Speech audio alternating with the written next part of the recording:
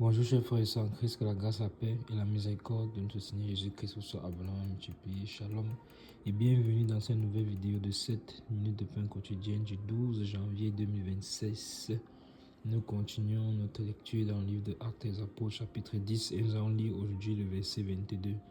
Nous sommes toujours en train de voir de poursuivre notre lecture où nous avions vu l'apôtre Pierre qui a reçu les instructions du Saint-Esprit de descendre à la porte et descendre du toit où il se trouvait en train de passer du temps dans la présence du Seigneur, ayant reçu, pendant qu'il était en extase, une vision où le Seigneur lui a montré cette nappe avec remplie des animaux de la terre et lui demande de tuer et de manger. Il a refusé à 3 reprises, disant qu'il n'a jamais rien mangé d'impur ni de souillé, et le Seigneur lui a demandé de ne pas déclarer impur ce que lui a déclaré pur.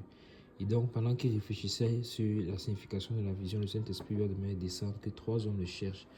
Et donc, descendu, il les a vus et il leur a dit: je suis Pierre que vous cherchez. Quel est le motif qui vous amène? Et c'est ce que nous allons voir aujourd'hui, le motif. Quel est le motif qui les amène?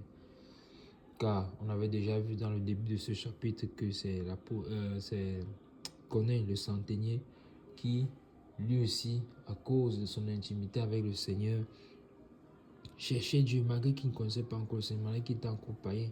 Mais il avait ce désir-là de chercher Dieu, il avait ce désir de chercher Christ, il avait ce désir de connaître le véritable Dieu. Alors, toi qui écoutes cette vidéo, est-ce que tu as le désir de connaître véritablement Dieu? Est-ce que tu sais que Dieu existe? Est-ce que tu sais qu'il y a un créateur du ciel et de la terre, qu'il est venu lui-même sur la terre, mourir à la croix de Golgotha il y a plus de 2000 ans pour réconcilier l'homme avec lui-même? Pour réconcilier l'homme avec lui, pour que l'homme ne périsse point, mais que quiconque croit en lui ait la vie éternelle. Alors crois en l'œuvre glorieuse du Seigneur Jésus-Christ à la croix. Il est venu donc pour que nous soyons affranchis du péché et que nous soyons justifiés et rachetés le jour du jugement et que nous ne périssions point. Et il a rendu donc les choses faciles parce que quand lui il est mort, maintenant nous, c'est simplement par la foi que nous accédons à la grâce qu'il a accomplie, à la grâce qui est disponible pour nous. Par un acte de foi en croyant son œuvre, nous nous repentons de nos péchés, nous faisons baptiser en son nom. Et alors le don du Saint-Esprit est pour nous. Aussi simple que cela. Et son esprit donc qui nous donne maintenant, opère maintenant son œuvre en nous pour nous amener jusqu'à ce chemin parfait là, qui est la sanctification. Donc, voici donc Corneille qui était un homme grand dans la société, centenier, qui avait des gens sous sa garde, des gens à sa charge, des serviteurs et des servantes, mais il craignait Dieu. À tel point que même son salaire, il n'oubliait pas de partager cela également avec les pauvres. Il priait Dieu continuellement, il a amené même toute sa maison à craindre Dieu. Et donc l'ange lui est apparu, Dieu s'est souvenu de lui. Et c'est l'ange donc qui a donné l'instruction d'envoyer ces personnes chercher Pierre. Il a donc envoyé ces 3 personnes devant lesquelles Pierre est donc venu se présenter.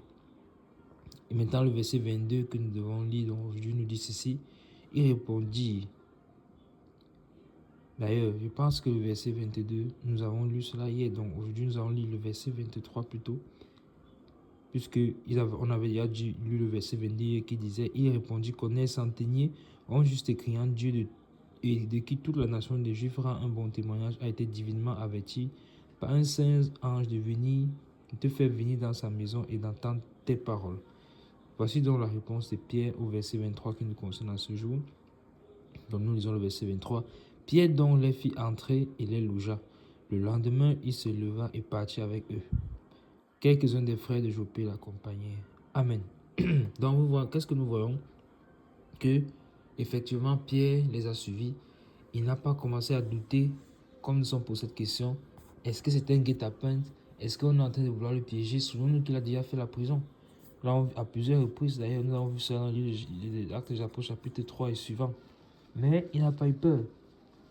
Surtout qu'il y avait un soldat parmi ces 3 personnes. Mais il n'a pas eu peur. Il a fait confiance au Saint-Esprit parce qu'il savait que le Saint-Esprit m'a parlé. C'est le Saint-Esprit qui m'a déjà parlé. Donc, ces hommes-là, en fait, c'est pas eux que je suis. C'est pas motivé par les paroles qu'ils m'ont données. C'est pas la direction que j'ai déjà reçue, Saint-Esprit. Donc, quand il a dit quel est le motif, il veut juste connaître là où le Seigneur est en train de l'amener. Mais il sait déjà que l'Esprit de Dieu contrôle, que c'est l'Esprit qui les conduit. Et donc, Il les a fait entrer, il les a logés dans la maison de Simon. Voilà encore l'hospitalité que nous devons manifester. Ils ont passé du bon temps ensemble, ils se sont reposés parce qu'ils avaient fait déjà au moins 2 journées de marche. Nous l'avions également vu au verset 9. Et ils sont entrés, ils se sont reposés. Et le lendemain, ils se sont levés, ils sont partis. Et encore une fois, un homme sage, il a pris quelques frères avec lui pour l'accompagner. Parce qu'il faut toujours avoir des témoins. Même il a retenu la leçon. Lorsque le Seigneur les envoyait, ils allaient toujours 2 par 2. Donc il n'est pas bon que il aille comme ça tout seul avec ces personnes. Il faut qu'il soit au moins 2. Il a donc pris quelques frères et plus tard on connaîtra le nombre dont ils seront par la grâce du Seigneur dans les prochains versets. Mais ici nous avons d'abord l'information que ils sont partis.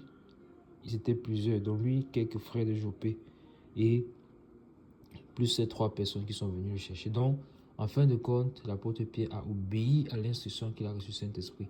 Et donc, c'est là que nous sommes encore encouragés à obéir aux instructions que le Saint-Esprit nous donne. Et encore une fois, comme nous avons vu dans la vidéo d'hier et même celle d'avant, développons notre relation avec le Saint-Esprit pour que nous puissions comprendre quand il nous parle, connaître sa voix, reconnaître sa voix et écouter ses messages, sachant que écouter signifie obéir. Nous écoutons pour mettre en pratique. Nous ne devons pas écouter pour oublier ou bien pour ne pas mettre en pratique. Écouter pour mettre en pratique, écouter pour obéir, comme l'a fait l'apôtre Pierre ici. Donc, voilà ce que nous tirons de ce verset 23 aujourd'hui. Encore une fois, ça nous donne cette envie-là de connaître la suite. Et certainement, nous la connaîtrons dans la suite des enseignements, des partages que nous allons faire. Quelle sera la rencontre entre Pierre et Corneille finalement? Nous verrons donc cela dans les prochaines vidéos. Nous arrêtons là pour aujourd'hui. Que la grâce, la paix et la miséricorde de notre Seigneur Jésus-Christ vous soient abondamment multipliées. Shalom.